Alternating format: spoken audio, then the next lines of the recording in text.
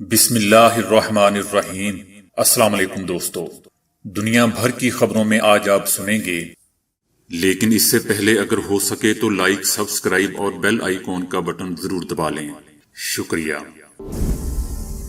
بلوں کی عدم ادائیگی پر افغانستان کے اندھیرے میں ڈوبنے کا خدشہ۔ بلوچستان میں زلزلے سے 20 افراد مارے گئے اور 300 سے زائد زخمی۔ بی جے پی شاہ رخ کے بیٹے اریان خان کو جھوٹے مقدمے میں پھنسا رہی ہے، کانگریس۔ ایران کی ایٹمی ہتھیاروں میں پیش رفت سے امریکہ باخبر۔ سونے سے پہلے ورزش نقصان دہ ہے، ماہرین۔ خانہ کعبہ کے ان حصوں کے بارے میں آپ کو بھی جاننا چاہیے، تو آئیے چلتے ہیں اب خبروں کی تفصیل کی جانب۔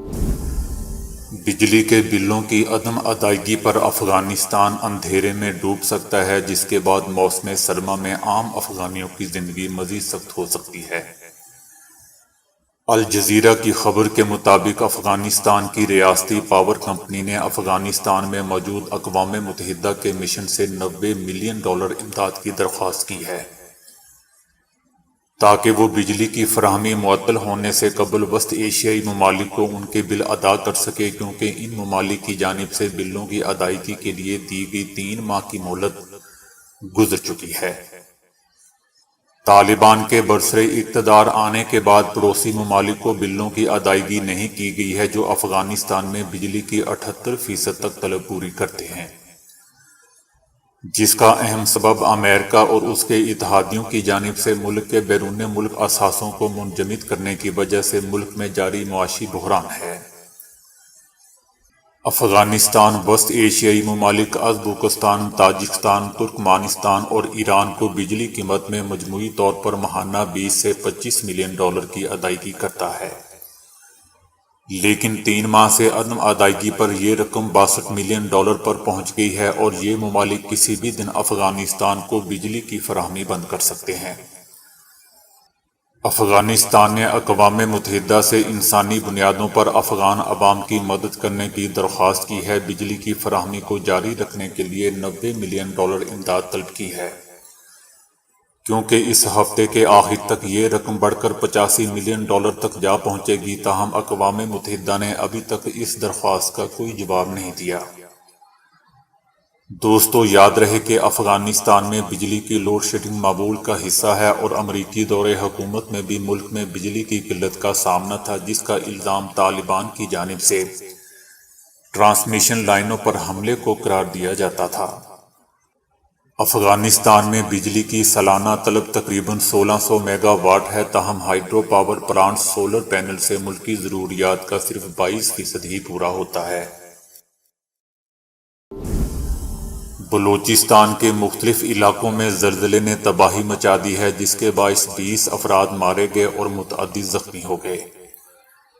بلوچستان کے مختلف علاقوں میں رات کے آنے والے زلزلے نے شدید تباہی مچا دی ہے۔ زلزلہ رات 3:02 پر آیا، جس کی شدت 5.9 اور گہرائی 15 کلومیٹر تھی، جبکہ زلزلے کا مرکز ہرنائی کے قریب تھا۔ سب سے زیادہ جانی اور مالی نقصان ہرنائی میں ہوا ہے، جہاں متعدد مکانات تباہ ہو گئے اور سرکاری عمارتوں کو بھی نقصان پہنچا۔ بلوچستان میں زلزلے کے بعد متاثرہ علاقوں میں امدادی کارروائیاں شروع کر دی گئی ہیں، اور زخمیوں کو کوئٹہ منتقل کرنے کے لیے ہیلی کاپٹر ہرنائی پہنچ گیا ہے، جبکہ ہرنائی اور کوئٹہ کے ہسپتالوں میں ایمرجنسی نافذ کر کے ڈاکٹرز اور پیرا میڈیکل سٹاف کو طلب کر لیا گیا ہے۔ ہرنائی پہاڑی علاقہ ہے، جس کی وجہ سے امدادی کاموں میں مشکلات کا سامنا ہے۔ ISPR کے مطابق زلزلے کے باعث شدید زخمی ہونے والے 9 افراد کو ہیلی کاپٹرز کے ذریعے کوئٹہ منتقل کر دیا گیا ہے، جبکہ متاثرہ آبادی میں خوراک اور امدادی سامان کی تقسیم سمیت متاثرین کو طبی سہولیات کی فراہمی بھی شروع کر دی گئی ہے۔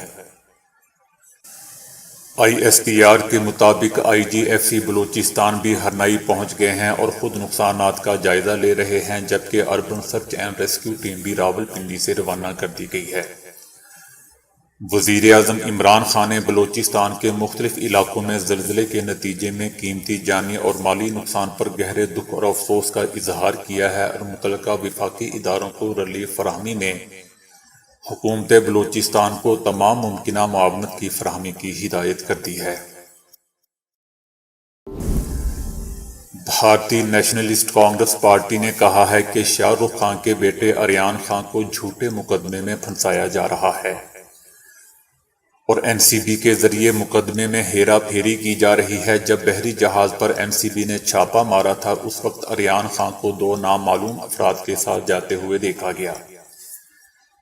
ان دونوں نامعلوم افراد کے Bharatiya Janata party B J پی کے سینئر کارکنوں کے ساتھ روابط ہیں۔ جو شخص آریان کے ساتھ موجود تھا، اس نے گرفتاری کے بعد آریان کے ساتھ سیلفی بھی لی تھی،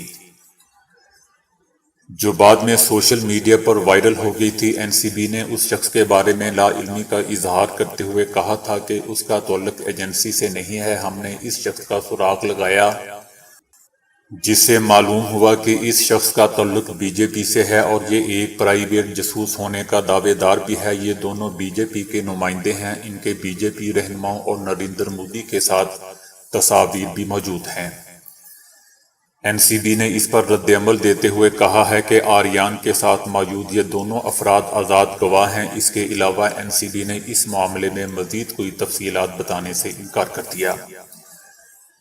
آریان کو چھاپے کے دوران 3 اکتوبر کو اس کے خلاف جمع ہونے والے شواہد کی بنیاد پر گرفتار کیا گیا تھا۔ بعد میں اسے عدالت میں پیش کیا گیا، جہاں عدالت نے آریان کو 7 اکتوبر تک این سی بی کی تحویل میں بھیج دیا تھا۔ دوسری طرف آریان خان کی گرفتاری کی وجہ سے شاہ رخ خان اور ان کی فیملی ان دنوں مشکل وقت سے گزر رہی ہے۔ بالی ووڈ کنگ شاہ رخ خان کی ایک پرانی ویڈیو وائرل ہو رہی ہے، جس میں وہ کہتے ہوئے نظر آ رہے ہیں کہ اگر کبھی ان کی فیملی مشکل میں ہوئی تو سلمان خان ہمیشہ ان کی فیملی کے ساتھ ہوں گے۔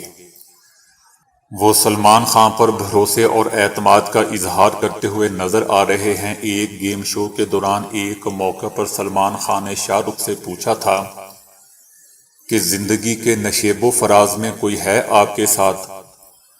سلو میاں کے اس سوال کے جواب میں کنگ خان کہتے ہیں کہ سلمان، اگر میں یا کبھی میری فیملی مشکل میں ہوئی تو تم ہمیشہ ہمارے ساتھ ہوں گے۔ سلمان شاہ رخ کی اس بات سے مکمل اتفاق کرتے ہوئے انہیں گلے لگا لیتا ہے۔ سلو میاں اور کنگ خان کی یہ ویڈیو تو پرانی ہے، لیکن سلمان خان نے یہ ثابت کر دیا کہ شاہ رخ خان کی رائے ان کے بارے میں بالکل صحیح تھی، کیونکہ آریان خان کی گرفتاری کے بعد سلمان خان وہ پہلے شخص تھے جو کنگ خان کے گھر ان کی مدد کو پہنچے تھے، اور یہ چیز ان دونوں کے درمیان بہترین دوستی کی مثال ہے۔ آریان خان کو آج ایک بار پھر عدالت میں پیش کیا جائے گا، تاہم انہیں ضمانت ملنے کے چانسز کم ہی ہیں، کیونکہ این سی بی آر اہلکار معاملے کی مزید تفتیش کے لیے آریان کے ریمانڈ میں مزید توسیع بھی مانگ سکتے ہیں۔ امریکہ کا کہنا ہے کہ سفارتکاری ہی ایٹمی پروگرام پر روک لگانے کا مؤثر ذریعہ ثابت ہوگی۔ واشنگٹن میں ایک اعلیٰ عہدیدار نے گزشتہ روز بتایا ہے کہ امریکی ایٹمی ہتھیاروں کی حصول کی جانب ایران کی پیش رفت سے باخبر ہو گیا ہے۔ ایران کے پروگرام کو روکنے کے لیے جلد ہی مذاکرات دوبارہ شروع کیے جائیں گے۔ امریکہ اور اسرائیلی قومی سلامتی ٹیموں کے درمیان واشنگٹن میں ہونے والے اجلاس کے دوران ایران کی سرگرمیاں توجہ کا مرکز رہیں۔ امریکی صدر جو بائیڈن سابق صدر ٹرمپ کے ایران کے ایٹمی پروگرام کو روکنے کے لیے 2015 میں کیے گئے معاہدے کو منسوخ کرنے کے فیصلے کو واپس لینا چاہتے ہیں۔ صدر ٹرمپ کے اس معاہدے کے باعث ایرانی معیشت مفلوج ہو کر رہ گئی تھی۔ اس معاہدے کی بحالی کے لیے ویانا میں ہونے والی بات چیت اس بات پر رک گئی ہے کہ ایران یا امریکہ میں سے کس کو پہلا قدم اٹھانا چاہیے۔ ایران کی جانب سے اشارے ملے ہیں کہ وہ ویانا مذاکرات میں واپس آنے کی تیاری کر رہا ہے، لیکن اس کا انتظار کرنا پڑے گا کہ ایران دوبارہ ان مذاکرات کے لیے تیار ہوتا ہے یا نہیں۔ خلیجی ریاستوں اور اسرائیل میں پائے جانے والے شکوک و شبہات کے باوجود جو بائیڈن انتظامیہ کا یقین ہے کہ سفارتی راستہ ہی بہترین ہے۔ وائٹ ہاؤس اور اسرائیل کی نئی حکومت اس بات پر متفق ہے کہ جب سے ٹرمپ نے 2015 کے معاہدے کو چھوڑنے اور پابندیوں کی بحالی کا فیصلہ کیا، اس کے بعد ایران نے بہت تیزی سے پیش رفت کی ہے، جس میں افزودہ یورینیم کا ذخیرہ اور اس کو جانچنے کے دیگر طریقے شامل ہیں۔ تقریباً 12 ماہ سے کم ہو کر چند ماہ کی مدت پر چلا گیا ہے۔ جو کہ ظاہر ہے کافی حد تک خطرناک ہو سکتا ہے۔ سائنسدانوں نے دریافت کیا ہے کہ جو لوگ سونے سے 2 گھنٹے پہلے خوب ورزش کرتے ہیں انہیں نہ صرف دیر سے نیند آتی ہے بلکہ ان کی نیند بھی متاثر ہو سکتی ہے۔ Research journal sleep medicine review میں شائع ہونے والی اس رپورٹ سے پتہ چلتا ہے کہ جن لوگوں نے رات کو سونے سے 2 گھنٹے یا اس سے بھی پہلے اپنی ورزش یا جسمانی مشقت مکمل کر لی تھی انہیں جلدی نیند آئی اور وہ سکون سے سوتے رہے۔ ان کے برعکس جو لوگ رات کی ورزش کر کے سونے کے لیے لیٹ گئے انہیں نہ صرف بہت دیر سے نیند آئی بلکہ رات بھر ان کی نیند بھی متاثر رہی۔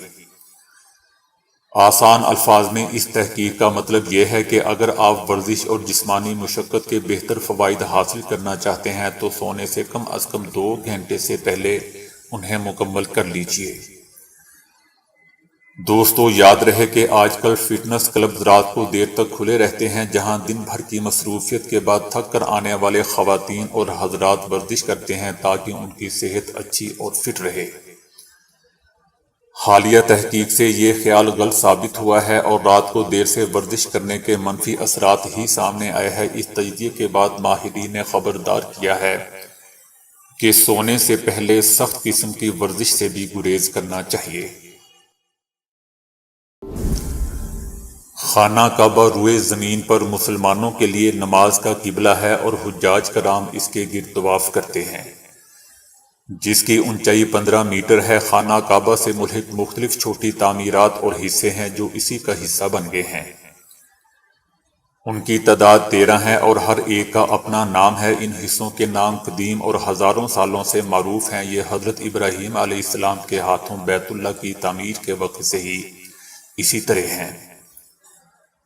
عرب ان سے متعارف ہوئے اور اسلام نے بھی ان کو تسلیم کیا، لہٰذا یہ نام آج تک بنا تبدیلی کے باقی ہیں۔ احادیث نبوی صلی اللہ علیہ وآلہ وسلم میں ان ناموں کی تصدیق ملتی ہے۔ حجر اسود کعبے کا مشہور اور معروف ترین حصہ ہے۔ یہاں سے طواف کی ابتدا ہوتی ہے اور مسلمانوں کے نزدیک اس کا بھروسہ سنت ہے۔ بعض احادیث نبوی صلی اللہ علیہ وآلہ وسلم کے مطابق یہ جنت کے پتھروں میں سے ایک ہے۔ کعبے کا دروازہ بیت اللہ کی مشرقی سمت پر واقع ہے۔ یہ زمین سے 2 میٹر سے زیادہ بلند ہے۔ اس کی اونچائی 3 میٹر سے زیادہ ہے جبکہ چوڑائی کم از کم 2 میٹر ہے۔ 1400 برسوں کے دوران خلفاء اور امراء نے اس دروازے کی آرائش پر خصوصی توجہ دی ہے اور اس کو سونے اور چاندی کے لباس سے آراستہ کیا ہے۔ مزاب کو مزاب رحمت کے نام سے پکارا جاتا ہے۔ خانہ کعبہ کی چھت پر گرنے والا بارش کا پانی اسی کے ذریعے حتیم کے اندر گرتا ہے۔ دوستو، حتیم خانہ کعبہ کی بیرونی دیوار ہے جہاں مزاب رحمت یعنی پرنالہ ہے۔ شاذروان خانہ کعبہ کی نچلی دیوار کے گرد نصب سنگ مرمر ہے۔ یہ بیت اللہ کے دروازے کے سوا کعبے کی تمام سمتوں میں موجود ہے۔ ملتزم طواف کرنے والوں کی اس جگہ پر التزام کے سبب یہ ملتزم کہلاتا ہے۔ التزام کا مطلب ہے کہ خود پر پابندی وغیرہ لگا لینا۔ ماضی میں بعض قصوروار اور مجرم اپنے شدید جرم سے فرار اختیار کر کے یہاں آ جاتے تھے۔ اس وجہ سے عربوں میں شدید جرم کے مرتکب شخص کے لیے یہ ضرب المثل مشہور ہوگی کہ اگر وہ مجھے ملتزم پر بھی مل جاتا تو میں اس کو مار دیتا۔ مقام ابراہیم کے بارے میں بعض لوگوں کا کہنا ہے کہ یہ خانہ کعبہ کا حصہ ہے تاہم علیحدہ ہو گیا۔ اس میں ایک چٹان ہے جس میں پاؤں کے نشانات نقش ہیں۔ یہ حضرت ابراہیم علیہ السلام کے پاؤں کے نشانات ہیں۔ رکن یمانی کونا یمن کی سمت پر ہے لہذا اس نام سے مشہور ہوا۔ رکن شامی کونا شام کی سمت پر ہے لہذا اس نام سے مشہور ہوا۔ رکن عراقی یہ کونا عراق کی سمت پر ہے۔ پرانے وقتوں میں حج کے راستوں کے نام ان ملکوں کے ناموں پر پڑ جاتے تھے جہاں سے حجاج کرام آ رہے ہوتے تھے۔ اسی زمانے سے یہ کونے مختلف ملکوں کے نام سے موسوم ہو گئے۔ کعبے کا غلاف خانہ کعبہ کا مشہور ترین جز ہے جو کہ ظاہر میں بھی نمایاں ترین نظر آتا ہے۔ سب سے پہلے کعبہ کو یمن کی طبی قوم نے غلاف پہنایا۔ اس کے بعد بادشاہ اور فرما روا اس پر عمل پیرا رہے رسول اللہ صلی اللہ علیہ وآلہ وسلم نے بیت اللہ پر سفید غلاف چڑھایا، جبکہ اسلام سے پہلے یہ سرخ رنگ کا ہوتا تھا، بعد ازاں یہ سبز رنگ میں تبدیل ہو گیا اور آخر میں سیاہ رنگ جو کہ ابھی تک باقی ہے۔